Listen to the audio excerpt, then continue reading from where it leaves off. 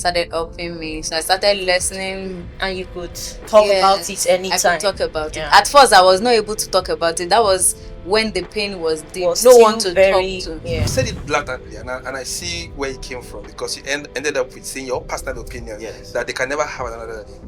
I do not agree with that. I do not agree with that. You know, the question now is if she wants to or not. Is it something she's interested? Okay, let's start from. Is it something you're interested in? No, I think you did not get that you cannot have another life. Most parents now, they are not as how will I put it? They are not as strict as parents of before, because there's this way parents of nowadays. Okay, welcome back. It's still a very lovely show, Happy Family.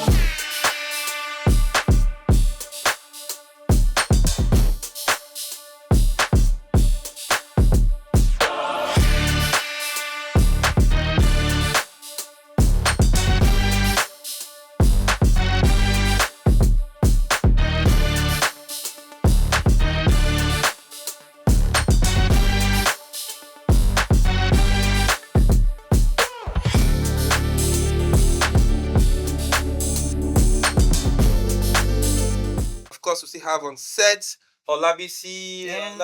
What's that name?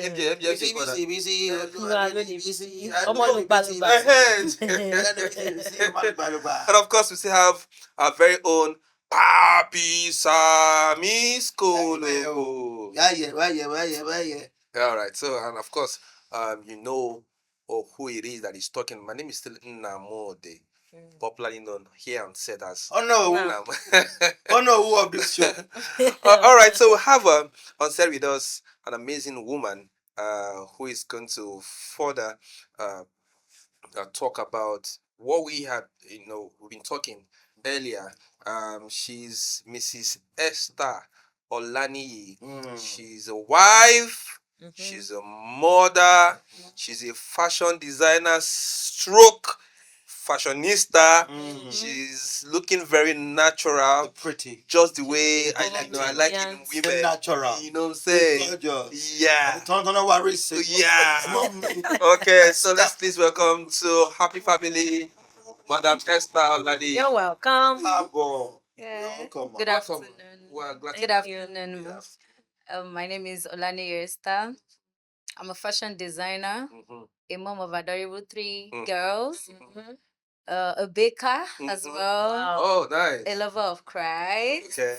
And I love to listen to music. Amazing. Wow. Amazing. That's just a little about me. Thank you so much. We welcome you to this amazing show. Thank you. Here it's about having a happy family. So we talk about issues in the family, possible solutions, and in the end goal is to arrive at a happy family. Just like we say here, a functional family, a functional society. A happy family, a happy society. Okay, so please just give us a brief history of how family started for you. I grew up in a family of 7. I'm the last child. And being the last one gang. I want to it's not easy. Okay. And being the last child, over pampering. Yes, so you don't get to be lashed out anyway. I remember maybe I was just beaten once by my dad. Oh wow! But my mom is WhatsApp. I hope you say something that we are in the same WhatsApp. That can beat. So yeah, connected. Last boy is connected. So let's go. Continue, please. My mom is why did you do this? The shouting type. Oh, just want to get things done. And she's this type that anytime you do something, she's just like, I'll tell your dad do this. But once our daddy comes back, you'll be like, why didn't you beat them immediately? That's gone. Oh, mom. That's gone. You should have disciplined them immediately. At least they will know what they've done. Sure. But by now, it's just as if it's just medicine after that. So just let go. Them as they I'm trying to make daddy look wicked. Yes, just let go. But my brothers and my sibling, my other sisters, they received the beatings of their life because those ones, the boys are quite stubborn. Just like They- some. yes, the elder sisters. Why Those you were, pointing hand here? No, what's going on? Why are you pointing? Yes, now you got some cool beating. yes, because my dad would tell them to go and play football. They will go. They will leave me alone at home. And my dad works at New Nigerian newspapers at then. Was the chief editor there then. So he doesn't like leaving me alone at home. But because they want to play football, they just tell me cover up. Once it's around, just quickly send somebody to come and call us. So there was a day my dad came on and before the usual time, with the company car. Of course, they didn't know. They thought he was going to come home alone, but he came home with the company car. Oh my God. And everyone was like, where are your brothers? Where are your brothers? I'm like, and when my dad came, was like, àwọn ẹ̀gbọ́n ẹ̀ dà? Unlock mommy, unlock. I was just like, hey, I don't even know what to say. He just said, okay, don't worry. And there's this angle that there is cane by the right hand side of the bed. There's a cane there. By the left hand side, there is a cane. By the upper part, there is a cane. By the chair side, there is a cane. Always guide you. Always guide you. And when he's ready to beat them that way, he's always on knicker And he's stretched too. He has this small jacket, like this technical jacket that he puts on, and it's small knicker. So once they enter and they see that, they know they are receiving a beating. Oh, he wears. He would have to go and wear that jacket. Yes. Nice one. So nice you one. just sit and balance well. And during those days, once they enter like this, he will lock the door. Even when neighbors are shouting, daddy ṣeun ẹjọ, àwọn ló nà mí, àwọn ọmọ ẹ ti lù mí pa. Can you imagine? There's a ṣílẹ̀kùn, and he's not opening the door. And they're beating him, and he's not opening. Lock the door. Ẹjọ bá mi bẹ̀ wọ́n, ẹ bá mi wá bẹ ṣe máa jálẹ̀kùn wọlé, àwọn ló nà mí. And they dare not. Those ones will not even break the door anyway. Of course. Because they know it's the one disciplining them. And those will be shouting, àwa kọ́ àlè nà daddy wa. Tó bá nà mí lé ní àwọn ọmọ àlè ẹnìkan daddy àlè nà yín. Wow. So he's a disciplinarian. In my area, they call him Baba No Regrets. Baba no go gree. Sorry, Baba no go gree, because once he tells you do this and you don't do it, even other children, he disciplines them on the street. They know That's so that. now. I like it. They know him for that. Even Yes, our neighbors' children. my dad. When they tell them, you don't want to go to school, Daddy Jumoke Wale, If with your dirty uniform, you wear it like that and run to school, because he's ready to cane that child to their school. Okay, so, man, just holding your dad. I think that this is one of the things that we are losing now. Yes. Where communal. yes, Yeah, training yes. and up, yes. Where Yes. training doesn't depend on only the parents. Yes. Everybody in the Everybody. community That's takes it. care Yeah. of a child. Yes. They can be more. Yeah. Exactly. Not these days that, when parents sees another child doing something bad, they tend to talk about it. Before, And when they cannot see beat someone your child inside doing now. something, Yes, ọmọ now, lágbájá lélẹ́yìí, they will say ọmọ Yes. lágbájá lélẹ́yìí, Nìṣó ìwọ ló lẹ́yìn. máa bẹ́ẹ̀, ó yá nìṣó lẹ́yìn. Yes. Beat you to your house. Yes. But not this time But now, around no. again. Yes, because Kids now there of is- these days, when even their parents are the ones indulging them. Yeah, we the parents, yes. let's say that. But like my kids, Because we are the parent of the this kind time of now, right? upbringing I had then, because when I was in GSS1, my mom and dad were relocating, so I was moved to grandma's place. That was where I saw life real. Because No then, pampering. no more pampering. Grandmas know they pamper. So she pampers, but at the same time, she wants you to get things done. Then when I was with my dad, till I got to GSS1, I was still bedwetting. Hey. So by the time I got to my grandma's place, it was like, hey, hellfire on hell. Because it was like, you don't know how to do this. I just started crying like, I have to run away from this. Should I run to Ghana? Should I run to Cotonou? I'll tell myself, do you know anybody there? I just usually have this picture of maybe I should run away. But one day I just sat down, just said to myself, all these things this woman is telling you to do, to grind pepper on the grinding stone, it's going to be of benefit for you by the time you grow up. But then But it's not it was as beneficial if again. No. Now it blender was- you go use. it was as if it was just like because they brought a girl to come and show me how to do that. The girl was in primary 3 and I was in GSS1 already. Wow. Then. And the girl was in primary 3. She was just with enthusiasm. I mean, I was doing like this. All the paper was pouring down. My grandma was like, and your boy. And it was in Lagos. It's not as if it was in the village. It was Lagos as well. we were not far from each other. It was just from Alagomeji to Ebute Metta. The distance was not that Was far. not much, yeah. So I started learning. She taught me how to cook, because the only thing I could do then was just concoction rice and to make strong eba. And my dad will eat it with love, because he would tell you, yeah, you are trying, oh try eba, yeah, well, okay. It was later, you know, tell my mom, my guest start eba, my eba, yet he love to journey, if I discourage journey.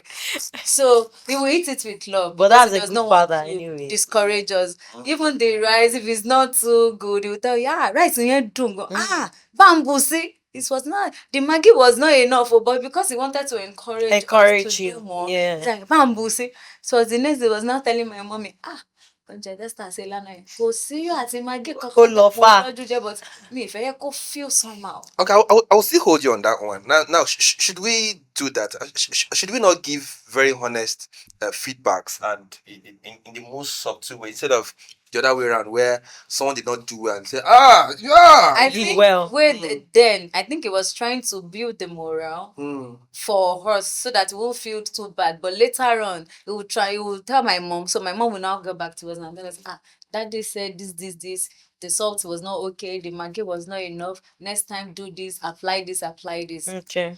But then, because of the pampering, I was not still learning until I got to my grandma's place, and she was able to tell me, okay, if you want to cook this size of pot of stew, just add 2 seasoning cube, add a little salt. Then Ajinomoto was in existence. She likes Ajinomoto and Vedan. So she will tell me, add a little Ajinomoto, add little Vedan to make it sweet and all that. But she started teaching me, and from there I started learning. From there, things were falling into place. And a few years after my grandma passed, at first I didn't cry, because I was like, thank God. No. At first I didn't cry, in the sense that I was the one taking care of her. The stress was so much on me. Then at some point I told my mom, I can't take care of your mom again. It's not your mother. Come and take care of your mother now. She was like, please no, help me and all that. So it now dawned on me, like few months later, I now begin to realize I'm missing this woman. Because all those words of encouragement, all those ways she would tell me, Esther, do this. If you do it this way, it will come out this way. I started missing those advice. How she would tell me, don't go this way. So she did a lot of things that really shaped me. She taught me not to go out anywhere, anyhow. Those are the things I learned from my grandma back then. I can't just go out anyhow without telling her, oh, grandma, I want to go to so place. I'll be back in 30 minutes. And my 30 minutes should be 30 minutes. Despite the fact that there was no watch. But I would time myself that, báyìí ni mo kúrò nílé, mo ní láti tètè padà sílé because of my grandma. It's not as if she will beat me, but she will shout. And then, I'll tell your brother. And I have this left-handed brother. One slap like this will reset the whole of your brain.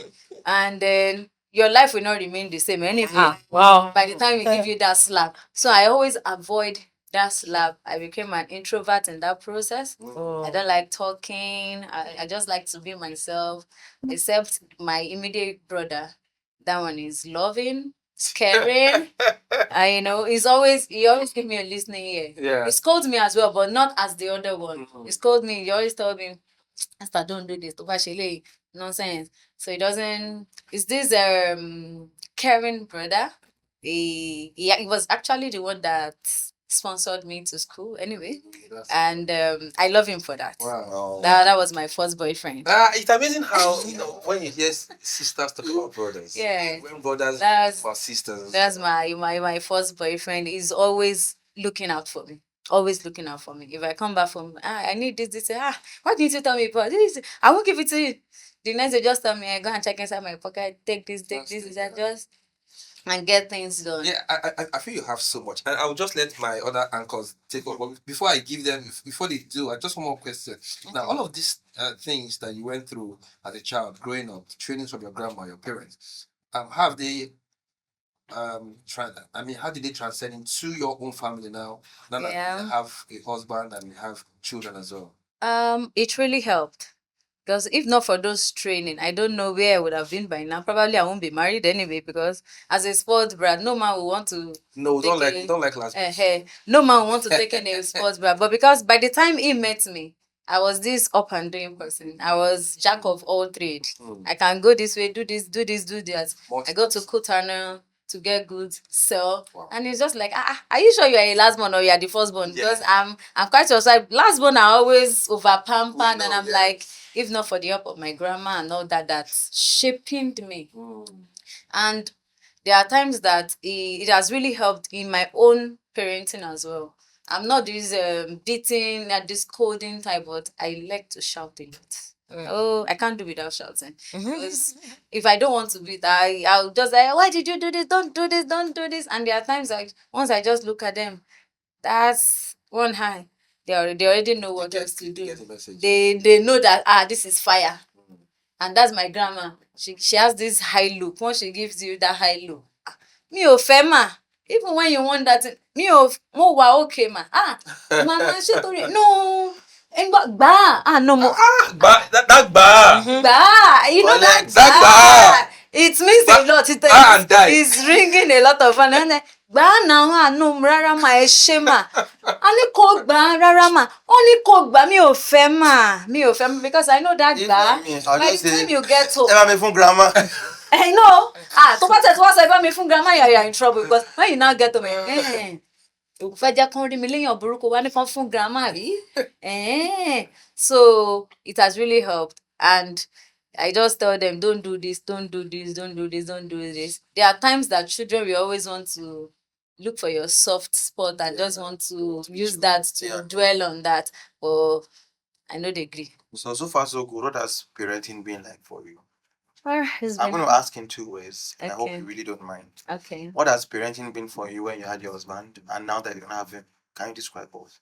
When I had your husband, I learned you don't have your husband again. Yes. So what was parenting like when you had your husband, and now that you don't have him? When I had him then, it was very, very good. He's a disciplinarian. He loves to discipline, and he's a playful type. Despite his being a disciplined man, he's very, very playful. They get along very well. So along the line, we lost him. So sorry about that. The children afterwards, they want to use that to start blackmailing me. And me, because I'm a soft person, I will cry. I'm like, is it because our daddy is no more?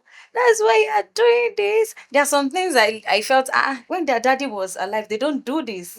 So why is it now? One day I just told myself, these children will start blackmailing, and once they blackmail you to some extent, they will become spoiled brats. I was like, okay. And is it because their daddy is no more? Oh, that day I beat the living end out of them because I was like, I will show you. That your daddy because he's no more. You want to start blackmailing me? So in fact, I dealt with her that day. So because afterwards I felt, I think I need to see a counselor. So because I felt it was taking a better part of me, and for me to be able to train them alone without their father, I don't need to train them in a harsh way. I might be strict, but not harsh, and not them seen as being a wicked mother. So I went to see a counselor. I was counseled. I went to therapy, and it really helped a lot because then I was going through so many emotional traumas, and it was affecting them as well. So I just felt, okay, what can I first? I went to my pastor, and it was like, pray another. At some point, I felt prayer is not doing this. But I mean, this is prayer is different from psychology. Yeah, exactly. So I spoke out to someone, and she was like, okay, I know someone that you can meet. You need a therapy. So she connected me with someone.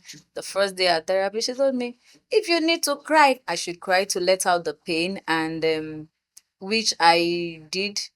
And gradually the pain, I started feeling good back. Because at some point I was like, at this young age, being a widow at a young age, it was really telling, and people around, the kind of respect they give you before lesson, because yes, because they feel, you don't have a covering again. And some will even tell you, why are you still Mrs.? At least your husband is late. Why are you still using Mrs.? So that is just it. Even church, there are people around you that they just feel, the houses I was living back then, the landlady told me one day, I had an issue with the son, and the son was just insulting me. I was like, do you realize that you are talking to somebody's wife? The woman was telling me, which wife? Your husband is dead. What do you mean by somebody's wife? I was like, oh my God. I said, really? I went inside, I cried my eyes out, and I was like, God, why will you allow this to happen? I just like, for sure, why would you have to go? Look at this. And the pain, and the children are saying the pain, and they just, at times they just cry and just like, sorry, this. But I just have to praise them because of them. And gradually, I have this fellowship I attend. The pastor there, I'll just go and meet her. Mama, say, I'm feeling this. She just tell me, Esther, say, nothing in this life has ever happened that has not happened to somebody before. Yes. The fact that it happened to you does not mean it has not happened to somebody before. There are some people that 6 months after their wedding, their husband died. And thank God you have 3 girls. These children, they'll go places for you. Don't worry, just calm down. If you feel, oh, the pain is too much, cry. Cry.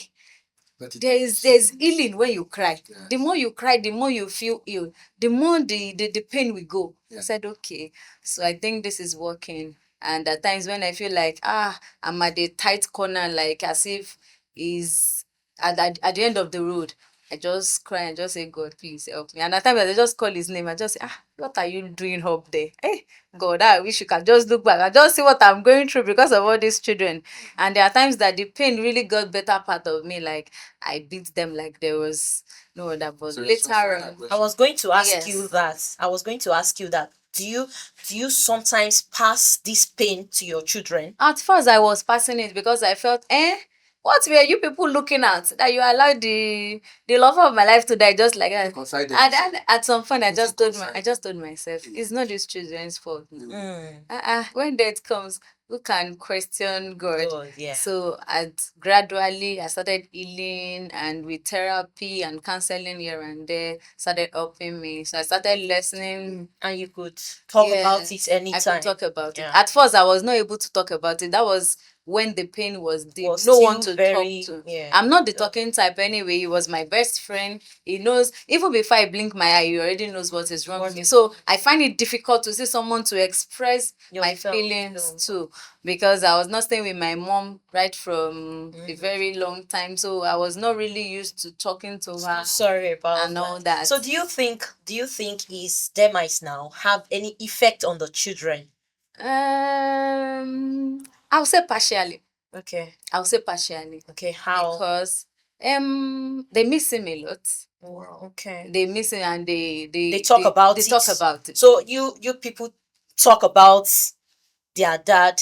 Oh, when dad is still alive, he does this for us. He does Yes, that. yes, yes. So how do you console them when they talk about these things? Okay. How do you help them At out? first, when they started talking about it, it was getting the better part of me because I feel so hungry. And I transfer aggression. But later on, when they talk about it, I felt it's something they are experiencing in school, and they need help. Oh. So, because at times they come back and say, one girl said, my daddy this, my daddy that, everything is their daddy. Why can't I have another daddy? Oh. And I'm like, okay. Oh, nice. I was going to come Calm to that down. part there, but let's hear. Calm down. You can always have another daddy, but calm down. When my daddy was alive, at times he takes us out. But you don't even like going out again. You don't want to do this again. You don't want to do that again. I said, calm down. I think I'll go there. So is there a plan to have another daddy? Give them another daddy for remarriage?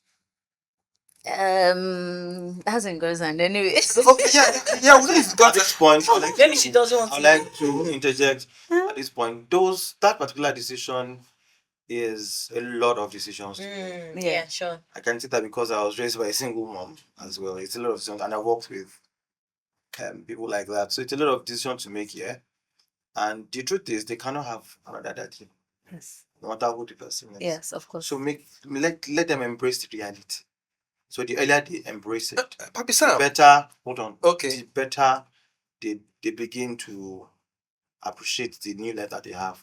There is an advantage to this new life that they have now as well. And the beauty is we have people that do not have both parents. Yes, sure. They still have one. Yes. So one of the things we do in therapy is make you appreciate the reality that you're in. You just appreciate that you still have one. Love it, and embrace it. Yes. Do the best with it, maximize it, and all of that.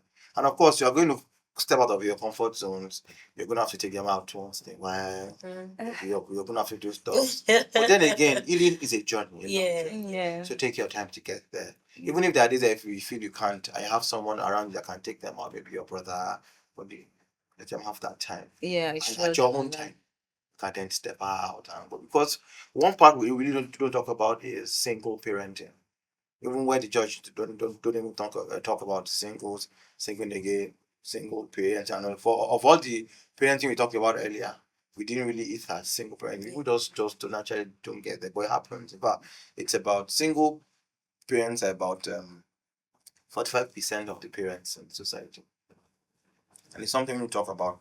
Because sometimes you're able to raise the children well. Sometimes they are not. Yes. So one of the things that myself and my siblings once in a while talk about is how at the end of everything we still turned out good, being raised by one person, at the end of the day. And I dare to say that as a single parent, your children can turn out good if you want them to. We have examples by passing. The mom raised them alone.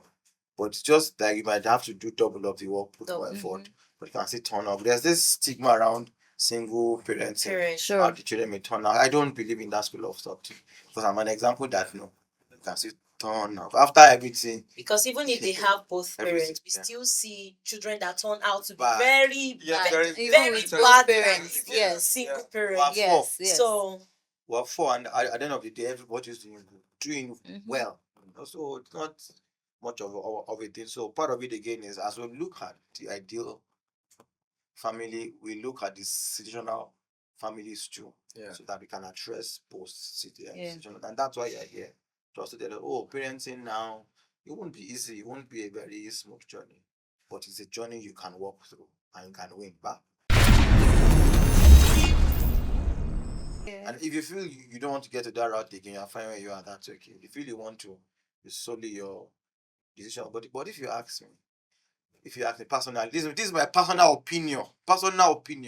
I just usually feel that you just raise your children and live a good life. No. Okay, I'm still waiting for you because you have to hold on. Personal opinion. Yeah, you're still holding on for you. Unhold yourself. Okay, very good. Thank you so much, Professor. You see, you said it blatantly, and I see where it came from because you ended up with saying your personal opinion that they can never have another daddy. I do not agree with that. The question now is if she wants to or not. If is it something she's interested? Okay, let's start from. Is it something you're interested in? No, I think you did not get that you cannot have another daddy. I understand. No, because let me explain. Just say that no man can be like their daddy, Abi. That's what he's trying to say. But that's another person is not their daddy. The person might be our own husband. Yeah. But that person is not their dad. Now, that's what he's trying to say. What makes a daddy? Yeah. Aside from being a sperm donor. Blood. Okay. Okay. All right. A sperm donor. Now, some people can be. I used to say there's a difference between mom and mother. Yes. A mom is anyone that has capacity to push out a baby. But some you can be a mother without even having a child. Responsibility is what is seen there. Yeah. So yes. From what she has described, her husband was both. Yeah. And hold on. Yeah. See, the truth is, no matter how we try to make it look that it's possible. It is really not. Why? Because at the end of the day, let's assume. Yes. For example, let me say it this way: that she marries somebody else, and the person wants to have children, or the person has children already. Those are children cannot perfectly fit into being the person's children. That silent clause will be there, even if nobody talks about it. See, I'm going somewhere. Okay. These are issues that we really don't talk about and are very sensitive. Yes. And Yoruba is complete in a language, and they will say that nobody Màá ṣe ìyá Màá ṣe bí ìyá ò lè dàbí ìyá. bàbá. Màá ṣe ìyá kò sẹ́ni tó lè dàbí màá ṣe bàbá kò. Kò sẹ́ni tó lè dà. See, and the thing is, in the weight of that saying and in the reality of it, that is how it stands. Mm. And I've seen in my little years of life, I've seen those scenarios. Even after everything, love them, cared for them, something will still happen, and the two ones I still love my father. Even if you Something love- might not so- happen. It's just no, not that probability. So It's when I said hold on, probability. when I said Something might not happen. hold on, So it's a when I two-way said thing. yes. It's not. when I said something might not happen, I mean that in the reality of it, Mhm. even if nothing really happened, in the reality of it, the clause is still there. And the truth is, I've seen examples, I've seen movies, I've seen No, reality. it's just because it happened directly. How about people in the orphanage home that don't even know anything? That's idea the of- case now. Oh, They don't even know who they are. now, do you know some people's parents are alive? Yet Yes. another person It's training Taking their care of children. them. see another person Yes, more yes, as yes. their dad or their mom Yes. than when. So That is why. That even their own that is vows, why- their that is parents why- are still alive. That is why